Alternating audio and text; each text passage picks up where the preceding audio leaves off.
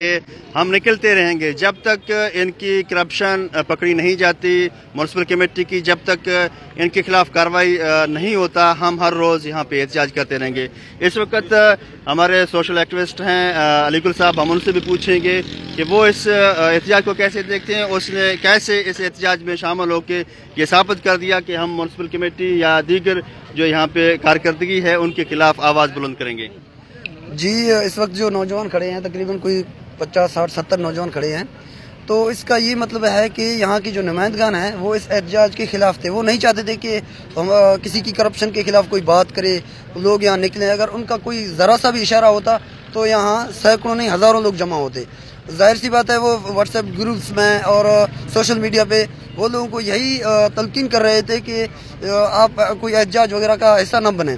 तो इसी वजह से यहाँ कोई 60-70। तो क्या आप ये कहते हैं कि इस म्यूनसिपल कमेटी की जो एहतजाज की कॉल रात को दी गई है, सोशल मीडिया में हमारे अवामी नुमाइंदों ने लोगों को बोला कि इस एहतजाज में शामिल ना हो, आप ये कहना चाह रहे हैं? जी, इनडायरेक्टली इनकी मुखालफत की है, बराह रास्त नहीं बोला। अपने लोगों को ये तलकीन की किसी न किसी तरीके से। हमने ग्रुप्स में भी देखा कि लोगों को ये कहा जा रहा था कि ये एक चंद तबका है, ये करप्शन के खिलाफ नहीं है, ये हमें क्रिटिसाइज कर रहे हैं। हकीकत तो ये है कि अगर 4 दिन में 60, 50, 40 केसेस दायर हों, वो भी हॉस्पिटल्स में, और कुछ ऐसे देहाती लोग हैं वो तो हॉस्पिटल पहुंच भी नहीं सके, उनका केस रजिस्टर नहीं हुआ। तो 40 केस जब रजिस्टर हों तब भी हम ना निकलें तो हम किस वक्त निकलें? तो सेक्रेटरी बल्दियात से आप क्या अपील करेंगे? तो यही अपील करेंगे कि जो करप्ट ऑफिसर्स हैं उनका तबादला किया जाए, हमारे ज़िले से उनका तबादला किया जाए और यहाँ ईमानदार और काम करने वाले ऑफिसर्स भेजे जाएं। हमें किसी से कोई ज़ाती इख्तिलाफात नहीं, कोई ज़ाती दुश्मनी नहीं, और ये कोई सियासी एहतजाज नहीं है, ये सिर्फ अपने हकूक़ की एहतजाज है।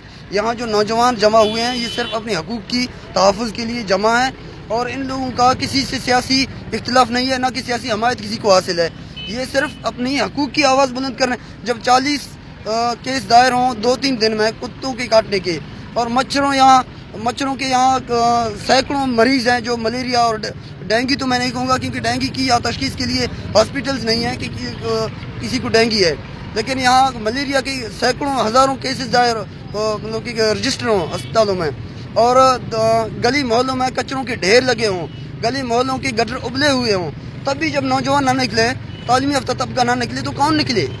कोई कब्रों से मुर्दे तो नहीं उठ के अपना एहतजाज करेंगे। यहाँ तो लोग इसको भी सियासी रंग दे के इस लोगों को इसको रोका हुआ है। देखो यहाँ 50 जब 60 नौजवान आए हुए हैं, इसके अलावा पूरा सुई नहीं आया, तो इसका साफ मतलब है कि सियासी पुष्टपनाही हासिल है इन करप्ट लोगों को, ताकि लोग यहाँ ना निकलें।